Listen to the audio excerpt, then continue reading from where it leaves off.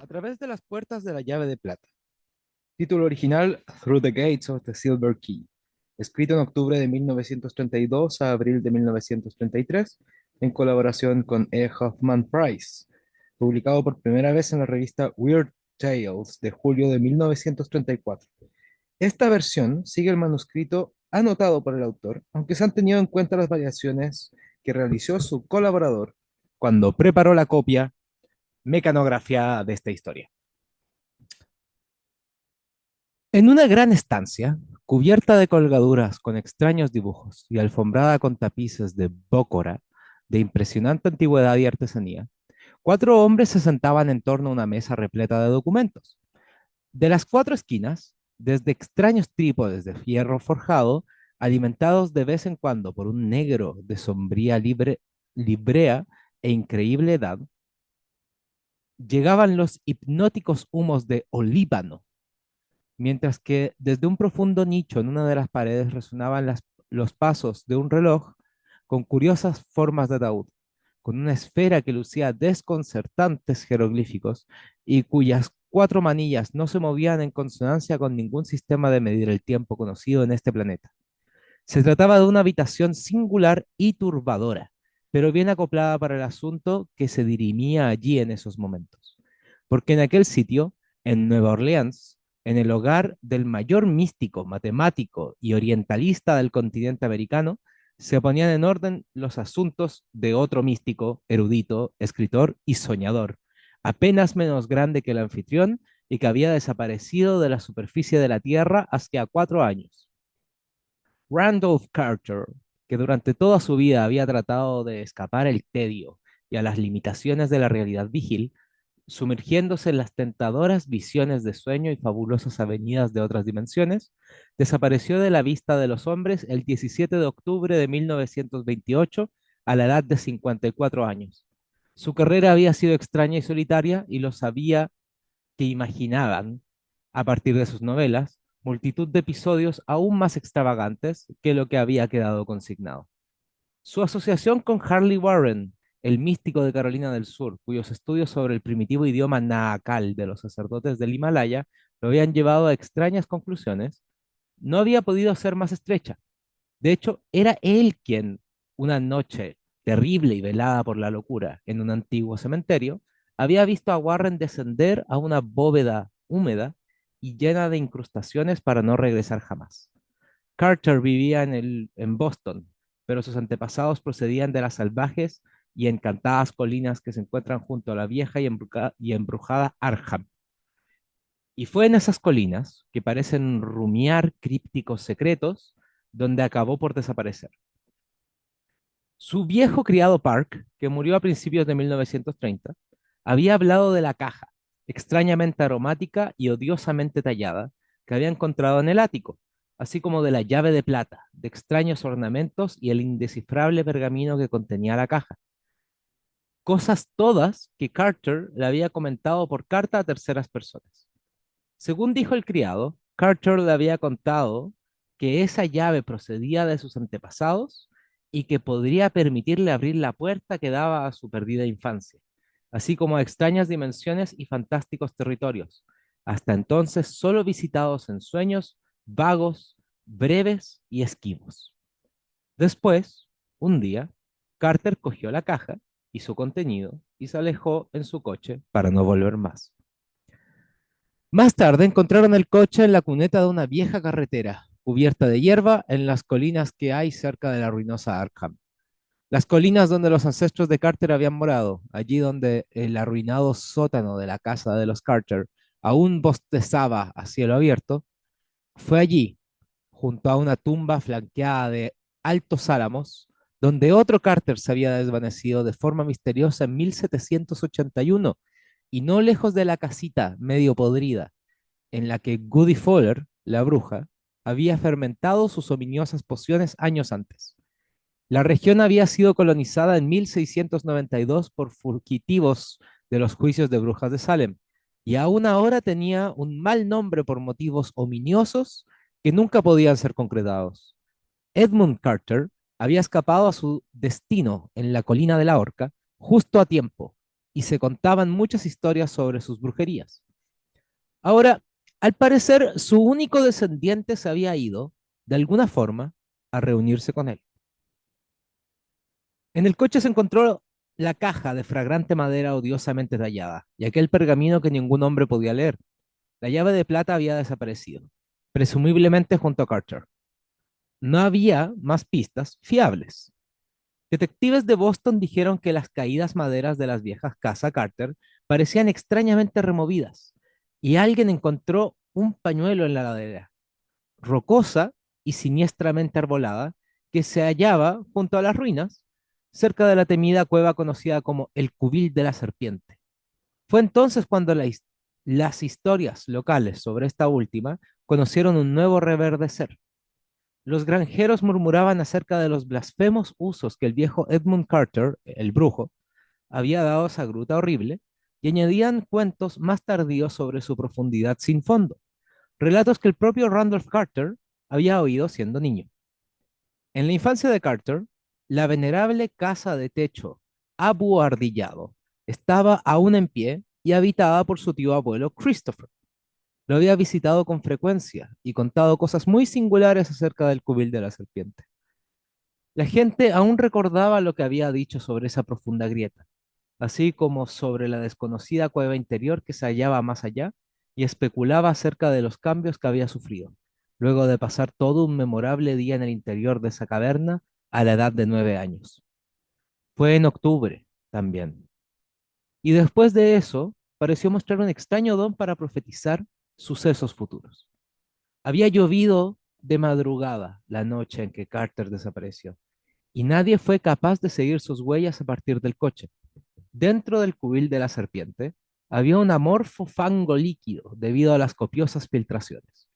Solo los lugareños ignorantes murmuraban acerca de las huellas que habían creído ver, allí donde los grandes olmos se acercaban a la carretera y en la siniestra ladera cercana al cubil de la serpiente, en el punto en que se había encontrado el pañuelo. ¿Quién podía prestar atención a rumores que hablaban de huellas pequeñas y rechonchas, igual que las que dejaban las botas de puntera cuadrada de Randolph Carter cuando era pequeño? Era una historia tan desquiciada como esa otra, la que hablaba de las peculiares huellas que dejaban las botas del viejo Benaya Corey y que iba a reunirse con las otras pequeñas y romas de la carretera. El viejo Benaya había sido asalariado de los Carter cuando Randolph era joven, pero había muerto hacía 30 años. Debieron ser esos rumores, además de la propia declaración de Carter a Parks y a otros, acerca de que la llave de plata de extraños arabescos que le permitiría flanquear la puerta de su perdida infancia, lo que hizo que cierto número de estudiantes del oculto declarara que el hombre desaparecido había, sin duda, desandado el camino del tiempo y vuelto a través de 45 años a ese otro día de octubre de 1883, en el que había estado en el cubil de la serpiente siendo solo un niño. Cuando salió esa noche, decían, había hecho de alguna forma todo el viaje hasta 1928 y vuelto. ¿O acaso no había sabido, de ahí en adelante, cosas que habían de suceder? Y sin embargo, nunca había comentado nada que hubiera de ocurrir pasado 1928. Un estudioso, un ventusto excéntrico de Providence, Rhode Island, que había mantenido larga y cerrada correspondencia con Carter, tenía una teoría aún más elaborada y creía que Carter no solo había regresado a la infancia, sino que había alcanzado también una liberación posterior y era capaz de errar a voluntad a través de las prismáticas escenas de los sueños de la infancia. Después de tener una extraña visión, aquel hombre publicó un cuento sobre la desaparición de Carter, en el que insinuaba que éste gobernaba ahora como rey en el opalescente trono de Hilekvad, la fabulosa ciudad de minaretes, sobre los huecos riscos de cristal que dominaban el crepuscular mar en el que los Gnorri barbudos y con aletas construyen sus singulares laberintos. Fue ese viejo, Ward Phillips, quien se opuso con mayor vehemencia a la entrega de las posesiones de Carter a sus herederos, primos lejanos, todos ellos, argumentando que aún estaba vivo en otra dimensión temporal y que podía muy bien regresar cualquier día. A eso se opuso el talento legal de uno de sus primos, Ernest B. Aspinwall, de Chicago, un hombre 10 años más viejo que Carter, pero agudo como un joven en lo que a batallas judiciales se refiere. Había lidiado durante 4 años, pero por fin había llegado el tiempo del reparto y aquella habitación, grande y extraña, en Nueva Orleans, había de ser el escenario del mismo. Se trataba de la casa del albacea literario y económico de Carter, el distinguido criollo, estudioso de misterios y antigüedades orientales, Echanil Laurent de Marigny. Carter había conocido al mismo durante la Primera Guerra Mundial, cuando ambos lucharon en la Legión Extranjera Francesa, y enseguida se habían hecho inseparables, debido a que tenían similares gustos y aspiraciones. Cuando, durante un memorable permiso, el joven y erudito criollo había llevado al melancólico soñador bostoniano a Bayonne, en el sur de Francia, y le había mostrado ciertos y terribles secretos que se albergan en las oscurecidas e inmemoriales criptas que socavan esa meditabunda e inmemorial ciudad. Su amistad quedó sellada por siempre. Carter quería que Marigny fuera su albacea y por eso ahora ese incansable estudioso presidía a disgusto el reparto de sus bienes. Era una triste labor, ya que, lo mismo que el viejo de Rhode Island, no creía que Carter estuviese muerto. ¿Por qué? ¿Pero qué fuerza pueden tener los sueños de los místicos ante la ruda sabiduría mundana del sistema judicial? En torno a la mesa, en esa extraña habitación del viejo barrio francés, se sentaban los hombres que afirmaban tener algún interés en el asunto. Se habían colocado los preceptivos avisos legales en aquellos periódicos que circulaban por donde pudieran vivir los posibles herederos de Carter, pero solo 4 personas se sentaban ahora a escuchar el anormal tic-tac de ese reloj con forma de ataúd que no daba tiempo terrestre, así como el burbujeo de la fuente del patio, más allá de las ventanas esmeriladas y medio cubiertas por cortinas. Según pasaban las horas, las caras de los 4 parecían medio amortajadas por los serpenteantes humos de los trípodes que, alimentados sin cesar, parecían necesitar menos la atención del negro, que se movía silenciosamente y parecía cada vez más nervioso. Ahí estaba el propio Etienne de Marigny, flaco, moreno, agraciado, bigotudo y aún joven. Aspinwall, representante de los herederos, era canoso, de rostro amoratado y patilludo y gordo. Phillips, el místico de Providence, delgado, entrecano, de larga nariz, rostro afeitado y cargado de hombros. El cuarto hombre era de edad indefinida, enjusto, con un rostro oscuro, barbudo y singularmente inmóvil, de rasgos sumamente regulares, tocado con el turbante de un brahman de casta alta y dotado de unos ojos negros, ardientes y casi sin iris, que parecían mirar a inmensa distancia a través de sus propias facciones. Se había presentado como el Swami Chandraputra, un adepto de Benares, que tenía importantes informaciones, y tanto de Marigny como Phillips, que se carteaban con él, habían avalado al instante las pretensiones del místico. Su voz tenía una cualidad extrañamente forzada, profunda y metálica, como si la pronunciación del inglés obligase a su aparato vocal, aunque su habla era tan fácil, correcta y gramatical como la de cualquier anglosajón nativo. Su traje era el de cualquier civil europeo, pero lo suelto de los ropajes le sentaban particularmente mal, mientras que su poblada barba negra, el turbante oriental y las grandes manoplas blancas le daban un aire de excentricidad exótica. De Marigny, haciendo el pergamino encontrado en el coche de Carter, estaba hablando. No, no he sido capaz de sacar nada en claro del pergamino. El señor Phillips aquí presente tampoco. Eh, el coronel Churchward informa que no se trata de Nacaal, que no se parecen nada a los jeroglíficos tallados en las masas de madera de la isla de Pascua. Las tallas de la caja, sin embargo, sugieren con fuerza las imágenes de Pascua. Lo más parecido que puedo recordar a los caracteres del pergamino, fíjense, como las letras parecen colgar de barras horizontales, como las letras de un libro que poseía el pobre Harley Warren. Llegó de la India mientras Carter y yo estábamos de visita en su casa en 1919 y nunca nos contó nada acerca del mismo. Decía que era el mejor que no supiéramos nada e insinuó que podía, originalmente, proceder de algún lugar que no está en esta tierra. Se lo llevó consigo un diciembre, cuando bajo la cripta del viejo cementerio, pero ni él ni el libro regresaron nunca a la superficie. Tiempo después envía a nuestro amigo, aquí presente, el Swami Chandrabhutra, un boceto de algunas de las letras, así como una copia del pergamino Carter. Él cree poder arrojar alguna luz sobre el tema después de ciertas indagaciones y conductos. Respecto a la llave, Carter me envió una fotografía de la misma. Sus curiosos arabescos no son letras, aunque parecen haber pertenecido a la misma tradición cultural que los jeroglíficos del pergamino. Carter decía siempre que estaba a punto de resolver el misterio, aunque nunca dio en detalle alguno. Una vez se puso casi poético con todo este asunto. Decía que la antigua llave de plata podía abrir las sucesivas puertas que impiden nuestro libre tránsito por los poderosos corredores del espacio y el tiempo, hasta el mismo límite que ningún hombre ha cruzado desde que Jadad, con su terrorífico genio, construyó y ocultó en las arenas de la Gavia Pétrea las prodigiosas cúpulas y los incontables minaretes de Hiram, la del millar de columnas.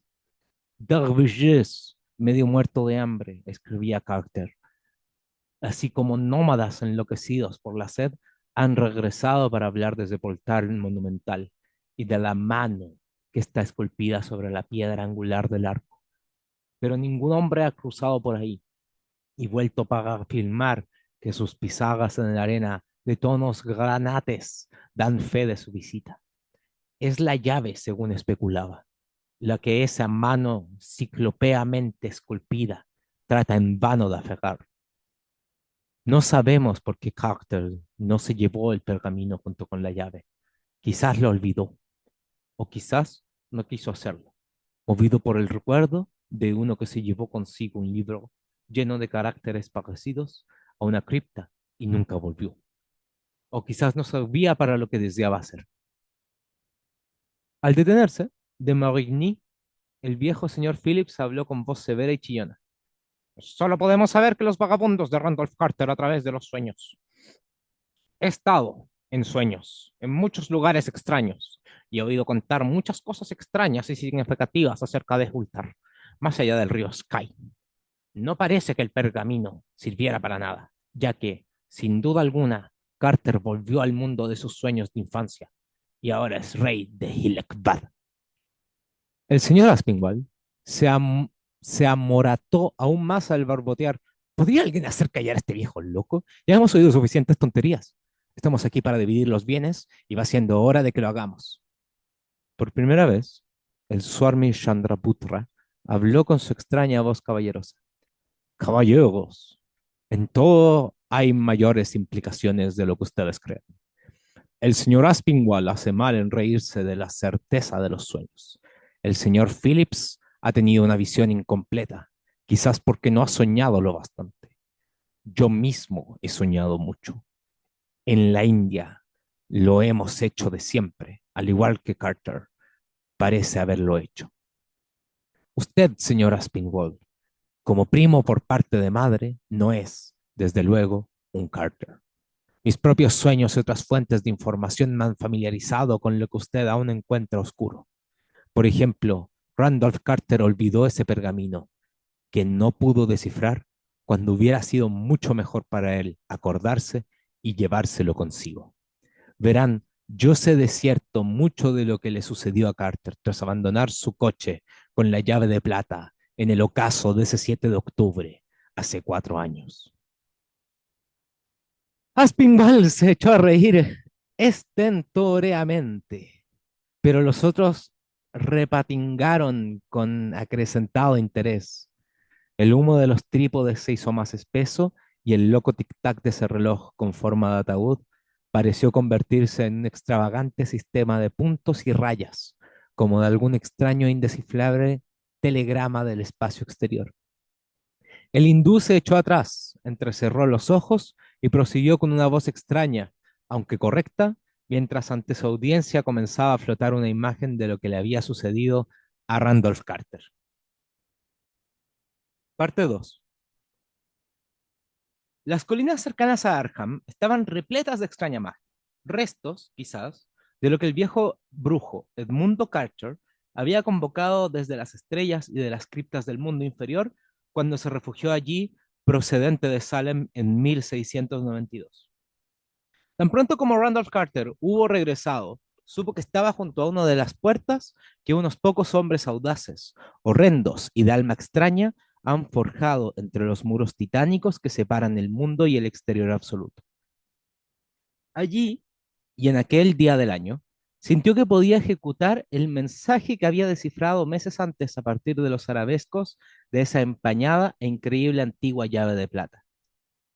Sabía ahora cómo debía girarla, cómo debía tenderla hacia el sol poniente y qué sílabas de ceremonia debía entonar en el vacío de la noche antes de girarla por novena y última vez. En un lugar tan cercano a una oscura polaridad y a la puerta abierta como esa, cumpliría la función para la que había sido forjada. Sin duda, esa misma noche, podría descansar en su perdida infancia que nunca había dejado de añorar. Abandonó el coche con la llave en el bolsillo, subiendo más y más por la colina e internándose en el corazón de ese meditabundo y embrujado territorio de sinuosas carreteras, muros de piedra cubiertos de enredaderas, negros bosques, manzanal de árboles nudoso y descuidados, abandonada granja de ventanas acechantes y ruina indescriptible. A la hora del ocaso, cuando los lejanos chapiteles de Kingsport relucían en el resplandor rojizo, asió la llave e hizo los preceptivos giros e invocaciones. Solo más tarde pudo constatar cuán pronto el ritual había sido efectivo. Entonces, en el cada vez más oscuro crepúsculo, escuchó una voz procedente del pasado. Era la del viejo Benaiah Cori, el criado de su tío abuelo. ¿Acaso no había muerto de viejo Benai ya hace 30 años? Pero hacía 30 años de qué? ¿Qué era el tiempo? ¿Dónde había estado? ¿Qué tenía de extraño que Benai ya lo llamase ese 7 de octubre de 1883? ¿No se había quedado fuera, rebasando la hora en la que la tía Martha le había dicho que volviera?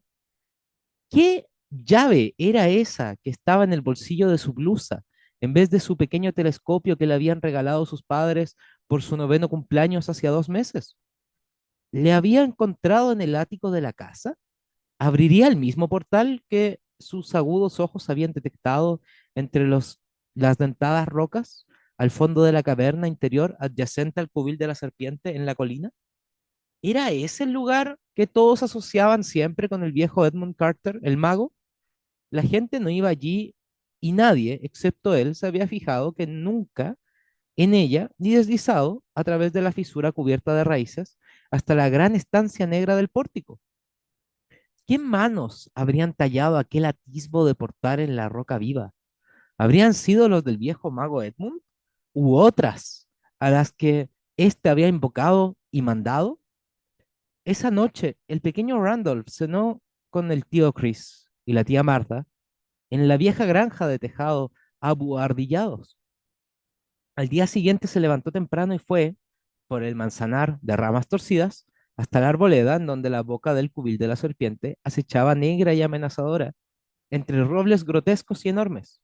Una indescriptible expectación lo embargó y no se dio cuenta de que perdía el pañuelo al tantear el bolsillo, tratando de cerciorarse de que la llave de plata seguía ahí. Se contorsionó a través del negro orificio con aplomo tenso y audaz, alumbrando su camino con cerillas tomadas del salón. Luego serpenteó a través de la fisura, cubierta de raíces que había al fondo, y se encontró en la inmensa y desconocida gruta interior, cuyos muros parecían, a medias, haber sido tallados en forma de monstruoso pórtico. Se detuvo silencioso y espantado ante el muro húmedo y goteante, encendiendo una cerilla tras otra. ¿Eran de veras esa mole sobre la piedra angular del arco imaginario una gigantesca mano esculpida? Después empuñó la llave de plata e hizo movimientos e invocaciones cuya fuente podía solo brumosamente recordar. ¿Había olvidado algo?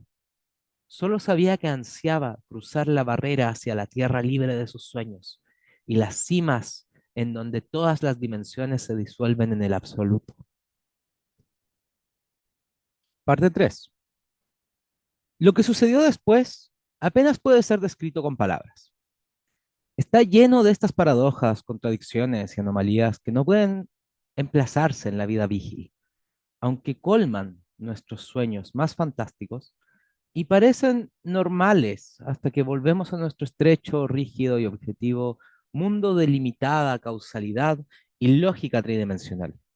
Según el hindú, avanzaba en su historia, tenía cada vez más dificultades para evitar que su historia pareciera trivial y extravagantemente pueril, aún más que la idea de un hombre trasladado a través de los años a la infancia.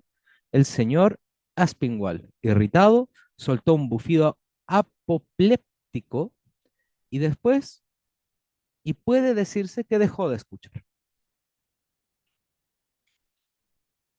El rito de la llave de plata, tal y como lo realizó Randolph Carter en esa negra y encantada caverna, situada dentro de la otra cueva, no se hizo esperar en cuanto a los resultados. El primer gesto y sonido, un aura de extraña y espantosa mutación, se hizo patente. Un sentido de incalculable perturbación y confusión del tiempo y el espacio, aunque no había atisbo de lo que nosotros entendemos como movimiento y duración. Imperceptiblemente, cosas tales como edad y localización dejaron de tener significado.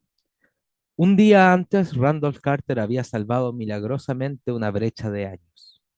En esos momentos no hubo ya distinción entre niño y hombre. Tan solo existía la entidad llamada Randolph Carter, con cierto cúmulo de imágenes que había perdido toda conexión con escenas terrestres y cuanto había provocado estas. Un momento antes había una caverna interior con una vaga sugerencia de un arco monstruoso y una mano gigantesca esculpida en el fondo del muro. Ya no había cueva o ausencia de ella, ni muro o ausencia de muro. Había solo un flujo de impresiones, más cerebrales que visuales, de los que la entidad que era Randolph Carter experimentó percepciones o registros, aunque sin tener una clara coincidencia de cómo los recibía. Cuando el rito acabó, Carter comprendió que no estaba en ninguna región reconocible por los geógrafos de la Tierra, ni en ninguna época que la historia pudiese datar, pero la naturaleza de la que está sucediendo le era vagamente familiar. Se mencionaba en los crípticos fragmentos pnacóticos y un capítulo de completo del prohibido Necronomicon del árabe loco Abdul al-Hazred había adquirido significado para él al descifrar los dibujos cincelados en la llave de plata. Se había abierto una puerta, no, la puerta suprema, pero si una que llevaba desde la tierra y el tiempo a esa extensión terrena que se encuentra más allá del tiempo y desde la cual la puerta suprema conduce, espantosa y peligrosamente, al postrer vacío, que está fuera de todas las tierras y universos y materias. Había un guía, uno terrible en realidad, un guía que fue una entidad terrena millones de años antes, cuando los hombres no eran ni un sueño, y cuando formas olvidadas deambulaban por un planeta humeante, construyendo extrañas ciudades, entre cuyas ruinas finales y desmigajadas llegaron a retozar los primeros mamíferos. Carter recordaba lo que el monstruoso Necronomicon había insinuado, vaga y desconcertantemente acerca de ese guía. Y aquellos, escribía el árabe loco, que han osado buscar el atisbo de lo que está más allá del velo y le han aceptado a él como guía. Más prudente hubieran sido de no aceptar trato alguno con él, ya que está escrito en el libro de Thoth Cuán terrorífico es el precio a pagar por un simple atisbo. Aquellos que lo cruzan no pueden ya volver, ya que en la vastedad que se encuentra más allá de nuestro mundo hay formas de oscuridad que atrapan y retienen. Eso que se arrastra en la noche, el demonio que desafía el signo antiguo, la piara que acecha desde el portal secreto. Cada tumba conocida y se nutre de lo que se alimenta a costa de los moradores de estas. Toda esa negrura es menor que aquel que guarda el portal. El que guía el imprudente más allá de los mundos, hasta el abismo de indescriptibles devoradores, ya que él es Umr-at-Tawil, el más anciano que él escriba designa como el de vida dilatada. Memoria e imaginación formaban, de forma brumosa y a medias, imágenes con ciertos perfiles entre el remolinante caos. Pero Carter comprendió que eran un mero producto de aquellas. Sin embargo, sentía que no era por casualidad que hubiera construido tales cosas en su mente, sino que eran obra de alguna inmensa realidad, inefable e inconmensurable, que lo rodeaba y luchaba por transcribirse a él en los únicos símbolos que era capaz de captar, ya que ninguna mente terrena puede aprehender las extensiones de forma que se entremezclan en los oblicuos abismos situados fuera del tiempo y las dimensiones que conocemos. Ante Carter flotó una nebulosa cabalgata de formas y escenas, que de alguna manera relacionó con su primogenio pasado, olvidado hace eones. Monstruosos seres vivos se movían con determinación a través de lugares de una fantástica factura que ningún sueño cuerdo podría albergar. Y por paisajes de increíble vegetación, riscos, montañas y edificaciones de factura inhumana, había ciudades bajo el mar, y en ellas sus moradores y torres situadas en grandes desiertos, desde que los globos, cilindros e indescriptibles entidades aladas saltaban al espacio o saltaban fuera del espacio. Todo eso captó Carter, aunque las imágenes no tenían relación las unas con otras o con él mismo. Él, por su parte, no tenía forma o posición estable, sino solamente cambiantes retazos de los mismos suministrados por su vertiginosa imaginación. Había querido encontrar las encantadas regiones de sus sueños de la infancia, en las que las galeras remontan el río Oucranos, pasados los dorados chapiteles de Thran, y donde las caravanas de elefantes recorren las perfumadas junglas de Kled, pasados, pasando olvidados palacios con veteadas columnas de marfil que se alzan bellas e intactas a la luz de la luna. Pero ahora, intoxicado por visiones más amplias, apenas sabía lo que buscaba. Pensamientos de una audacia infinita y blasfema rondeaban su mente, y supo que podía enfrentarse al temido guía sin miedo alguno, para hacerle preguntas monstruosas y terribles. De golpe, el despliego de impresiones pareció llegar a una especie de difusa estabilización. Había grandes masas de piedras descollantes, talladas con diseños extraños e incomprensibles, y dispuestas según las leyes de alguna geometría desconocida e inversa. La luz llegaba desde un cielo de color indefinible, procedente de direcciones desconcertantes y contradictorias, y jugaba de forma casi consciente sobre lo que parecía ser una curvada línea de gigantescos pedestales, cubiertos de jeroglíficos, más hexagonales que otra cosa, sobre los que se alzaban formas embosadas y mal definidas. Había otra forma también, pero no ocupaba pedestal alguno, sino que parecía planear o flotar sobre el nivel inferior nuboso, semejante a un suelo. No se podía decir que guardaba perfiles constantes, aunque daba sugestiones transitorias de algo que podrían ser remotamente un antecesor o un paralelo a la forma humana, aunque su tamaño sería la mitad del de un hombre ordinario.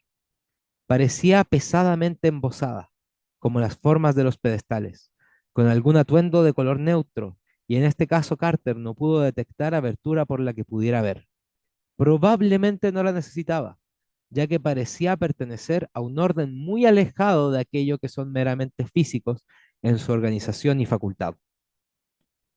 Un instante después, Carter supo qué era, ya que la forma habló a su mente sin usar sonido o lenguaje. Y aunque su nombre era uno que es temido y terrible, Randolph Carter no sucumbió al miedo. En vez de eso, respondió igualmente sin sonido o lenguaje e hizo aquellas venias que había aprendido del odioso Necronomicon, ya que esa forma era nada menos que la que el mundo entero había temido desde que el Omar se alzara del mar y los alados llegaran al mundo para enseñar al hombre la sabiduría antigua. Porque aquel era, en efecto, el espantoso guía y guardián de la puerta, Umr at-Tawil, el antiguo, a quien el escriba designaba como el de la vida prolongada.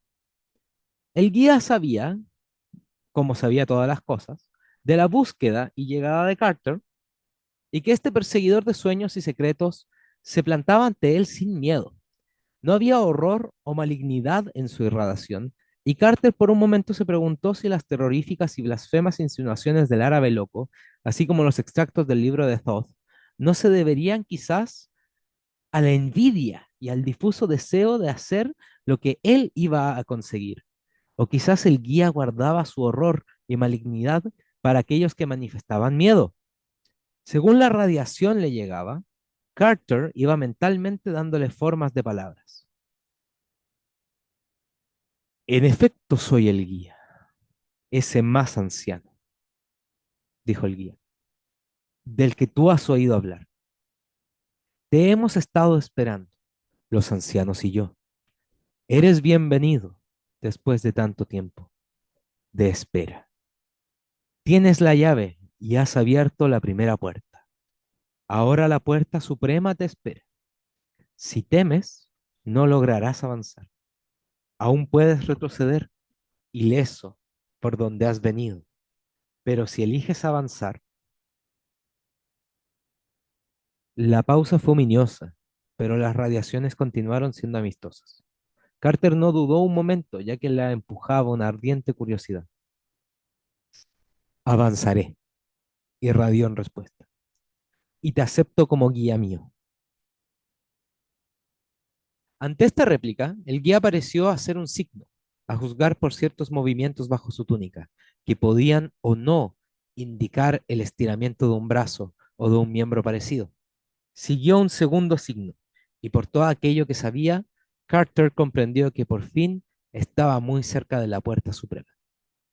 La luz cambió, tornándose ahora una de inexplicable color, y las formas de los pedestales cuasi hexagonales se definieron con mayor claridad. Según se erguían, sus perfiles se asemejaban más a los de los hombres, aunque Carter sabía que no eran tales. Sobre sus tapadas cabezas parecían haber ahora altas mitras de inciertos colores que parecían recordar a ciertas figuras indescriptibles, cinceladas por olvidados escultores a lo largo de los riscos de una alta y prohibida montaña de Tartaria, mientras que a través de algunos pliegues de sus atuendos asomaban largos cetros cuyos talladas cabezas conformaban un misterioso, grotesco y arcaico misterio. Carter supo así qué eran y de dónde venían, y también a quién servían. Pero aún se regocijaban, ya que estaba a punto de aprender algo supremo. Condena, reflexionó. Es tan solo una palabra a la que recurren esos a los que la ceguera les lleva a execrar a quienes pueden ver, aunque sea con un solo ojo. Se maravilló de la inmensa fatuidad de aquellos que habían murmurado inquinas acerca de los malignos ancianos, como si ellos fueran a abandonar su sueño infinito para desatar su ira sobre la humanidad. Sería tanto como pensó si un mamut se tomara la molestia de ejercer una frenética venganza contra un gusano.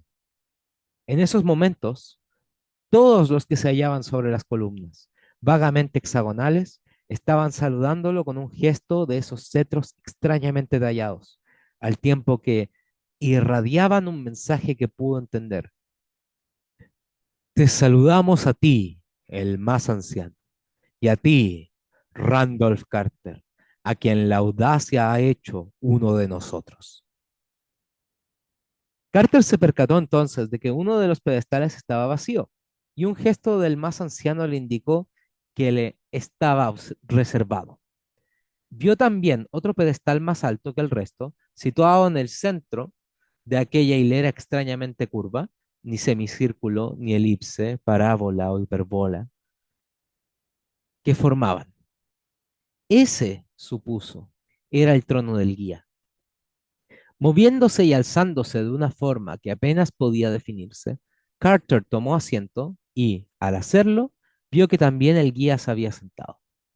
Gradual y brumosamente se vio que el más anciano sujetaba algo, algún objeto albergado entre los pliegues de sus vestimentas, expuesto ahora a la vista, o su órgano equivalente de las embosadas compañeros. Era una gran esfera o algo parecido, hecho de algún metal oscuramente iridiscente, y mientras el guía lo alzaba, comenzó a notarse una baja y penetrante semi-impresión de sonido que se alzaba y caía a intervalos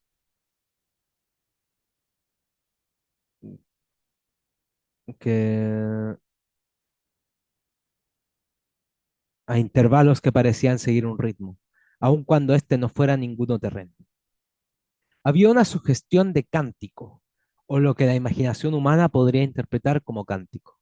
Entonces la cuasi esfera comenzó a ganar en luminosidad, resplandeciendo como un brillo frío y pulsante, de color indescriptible, y Carter constató que sus destellos se ajustaban al alienígena ritmo del cántico.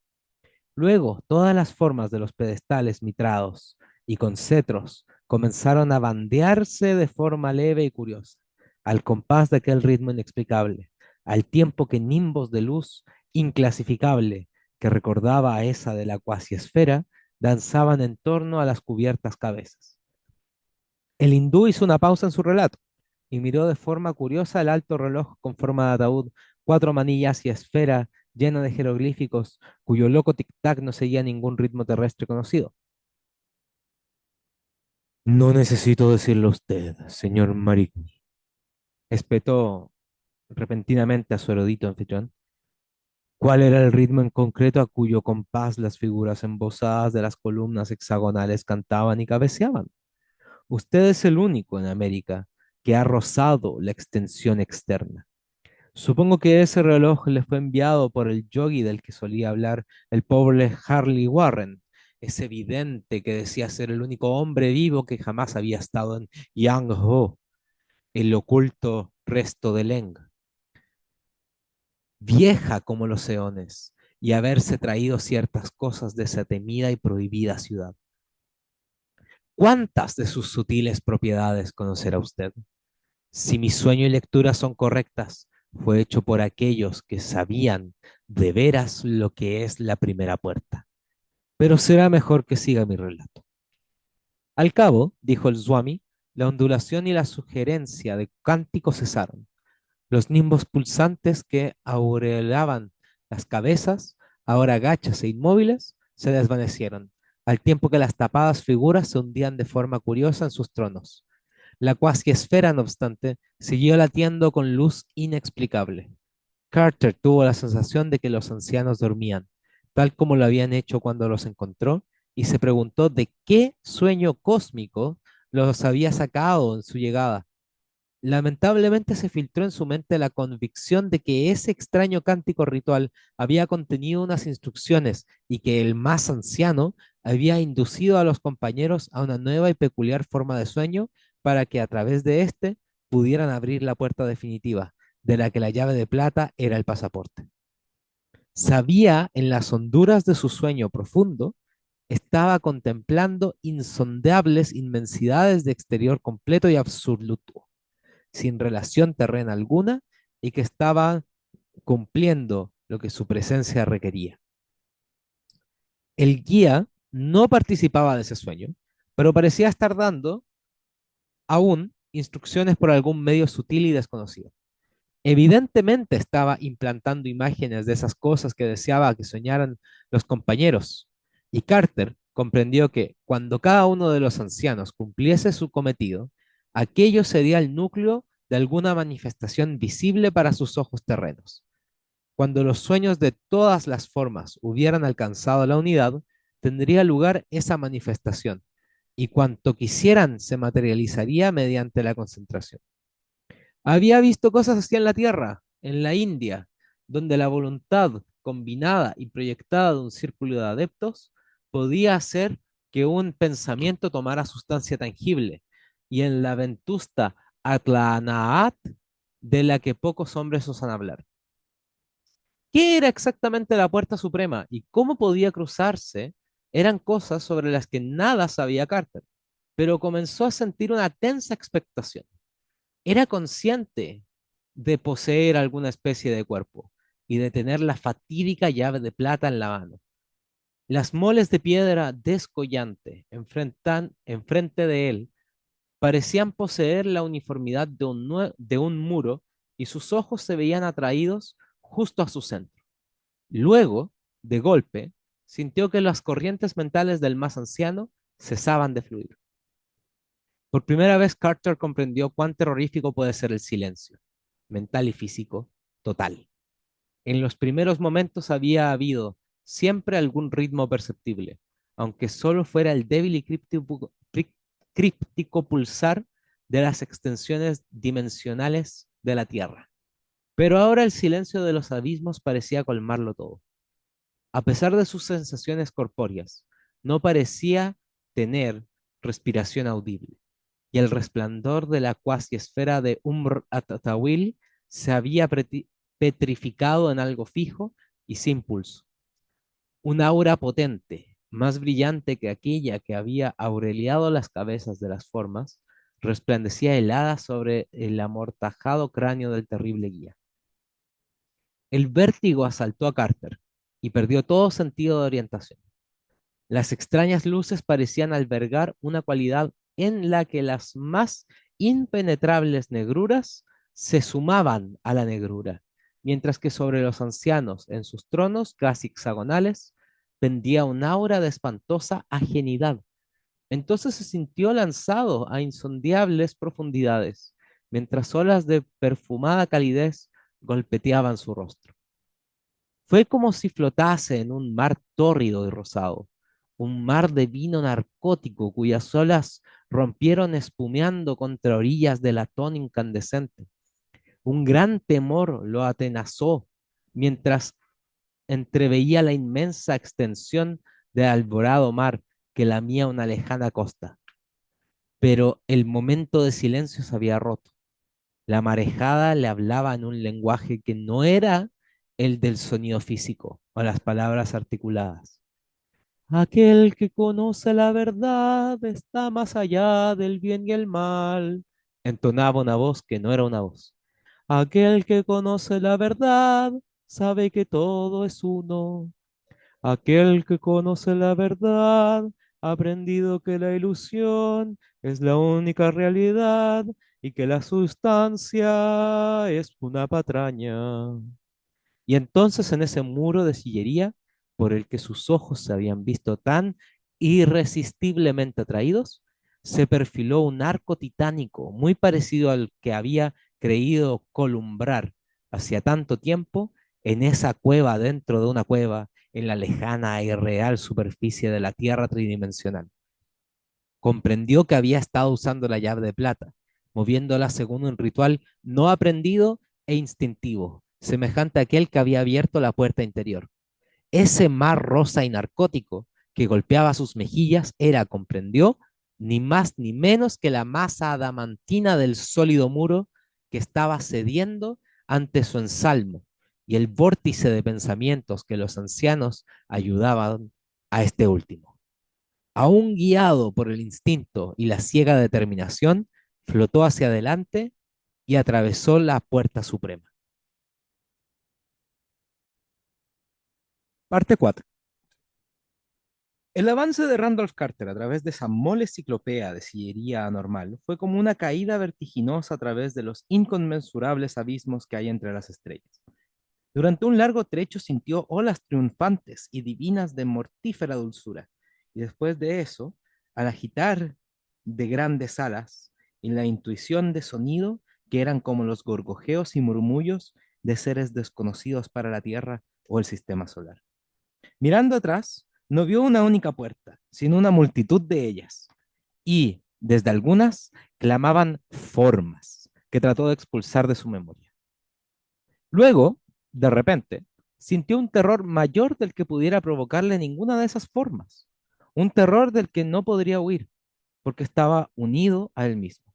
Incluso la primera puerta le había arrebatado algo de estabilidad, dejándolo dudoso en cuanto a su forma corporal y su relación con los objetos brumosamente definidos que lo rodeaban, pero no había llegado a perturbar su sentido de unidad.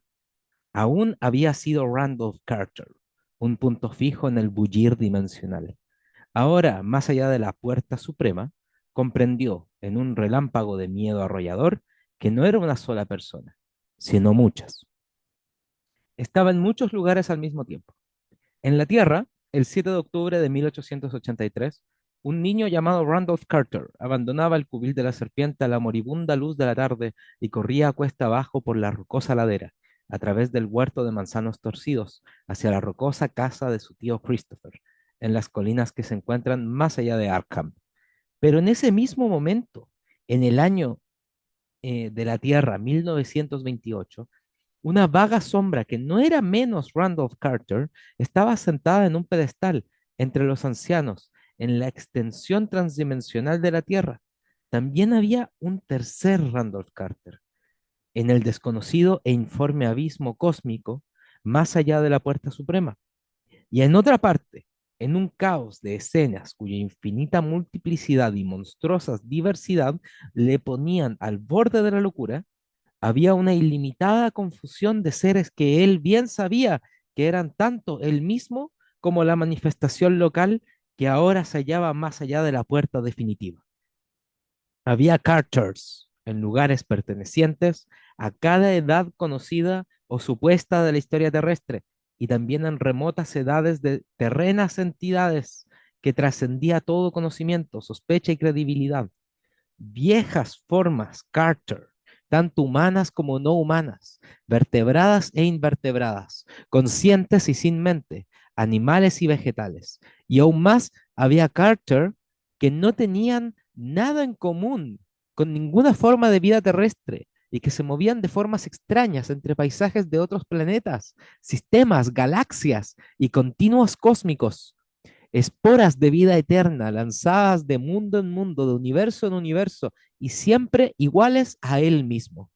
Algunas de esas imágenes le recordaban sueños débiles y vividos, sencillos y persistentes. Habían durante los largos años transcurridos desde que comenzara a soñar. Y unos pocos poseían una embrujadora, fascinante y casi horrible familiaridad que ninguna lógica terrestre podía explicar.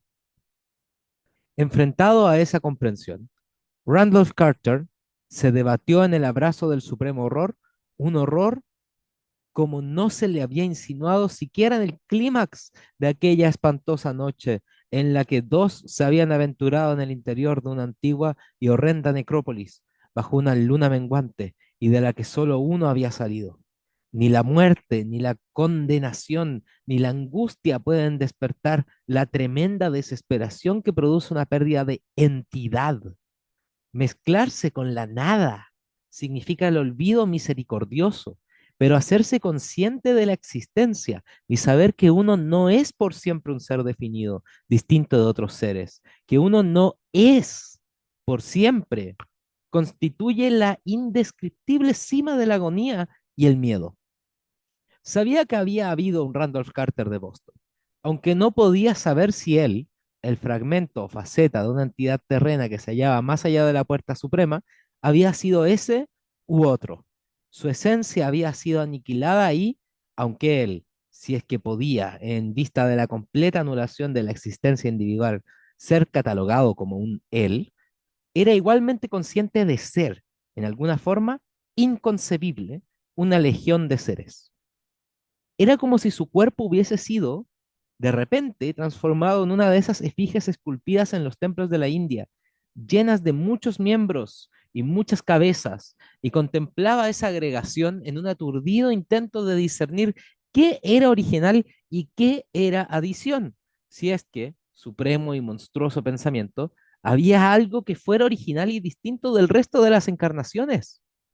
Entonces, en las brumas de esas reflexiones devastadoras, el fragmento de Carter se hallaba más allá de la puerta, se vio arrojado desde lo que le había parecido el nadir del horror a negros y asfixiantes pozos de un espanto aún más profundo. Y este fue del todo externo a él, una fuerza o persona, personalidad, que al punto chocó con él, le rodeó y se infiltró en él, y que sumándose a su esencia, parecía ser también una parte de él mismo, y a la vez coexistir con todo el tiempo y ser fronterizo con todo espacio.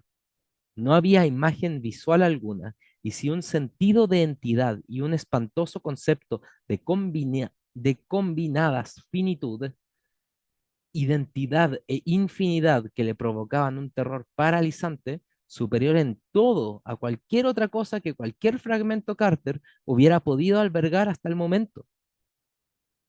Encarado a ese espantoso prodigio, el casi Carter olvidó el horror de su destruida individualidad. Era todo en uno y uno en todo, de ilimitado ser y esencia, no simplemente algo perteneciente a un continuo espacio temporal, sino que estaba unido al torbellino desatado de su esencia suprema y animada, el torbellino supremo y completo que carecía de límites y que sobrepasaba tanto las concepciones de la fantasía como las de las matemáticas. Era quizás eso lo que ciertos cultos secretos de la Tierra han consignado entre susurros con el nombre de Yog Sothoth, y que ha sido una deidad también bajo otros nombres, esa que los seres crustáceos de Yugoth adoraban como el que está más allá de la unidad, y el mismo, y el mismo al que las vaporosas mentes de una nebulosa espiral conocen como un signo intraducible. Y, en un fogonazo, la faceta Carter comprendió cuán ligeras y fragmentarias son todas esas concepciones. Y ahora, aquel ser estaba dirigiéndose a la faceta Carter en prodigiosas ondas que batían, ardían y atronaban, una concentración de energía que impactaba en su receptor con violencia casi inaguantable y que seguía con ciertas variantes definidas los singulares y ultraterrenos ritmos que habían marcado los cánticos y agitaciones de los ancianos, así como el parpadeo de aquellas monstruosas luces en las que desconcertantes regiones situadas más allá de la primera puerta se veían. Era como imaginar soles, mundos y universos que convergían sobre un punto definido del espacio, conjurados para aniquilarlo con un impacto de furia irresistible, pero bajo aquel terror supremo, otro más grande se diluía, ya que la onda pareció de alguna forma aislar al Carter de más allá de la puerta, de su infinitud de duplicados, restaurando en cierta forma la ilusión de identidad. Tras un tiempo, el oyente comenzó a traducir aquellas ondas a fórmulas de habla conocida y su sentido de horror y opresión se desvaneció. El espanto se convirtió en miedo puro y lo que parecía blasfemamente anormal resultó ahora solo de una majestad inefable. Randolph Carter pareció decir aquello. Mis manifestaciones en la extensión de tu planeta. Los ancianos te han enviado como uno que, pudiendo haberse vuelto a la pequeña tierra de los sueños que había perdido, se ha vuelto a la mayor libertad que dan los más grandes y nobles deseos y curiosidades. Anhelabas navegar por el dorado Cronos, alcanzar olvidadas ciudades de marfil encled, pródiga en orquídeas y reinar en el trono de ópalo de Ilekvad, Aquellas fabulosas torres e innombrables cúpulas se alzan poderosas hacia una simple estrella roja, en un firmamento que es ajeno a tu tierra y a toda materia. Ahora, tras cruzar las dos puertas, deseas cosas más elevadas. No huirás como un niño de una escena disonante de un sueño ansiado, sino que te sumergirás como un hombre en esos secretos postreros e íntimos que se encuentran bajo todas las imágenes y todos los sueños. Eso que deseas me place y estoy presto a otorgarte lo que he otorgado tan solo 11 veces a seres de tu planeta, 4 de ellas a eso que llamáis hombres o algo parecido. Estoy dispuesto a mostrarte el misterio supremo, a darte un atisbo de algo que calcinaría a un espíritu débil. Pero antes de mirar frente a eso, que es el primero y el último de los secretos, aún has de elegir y, si así lo deseas, podrás regresar a través de las dos puertas, sin que el velo se abra ante tus ojos.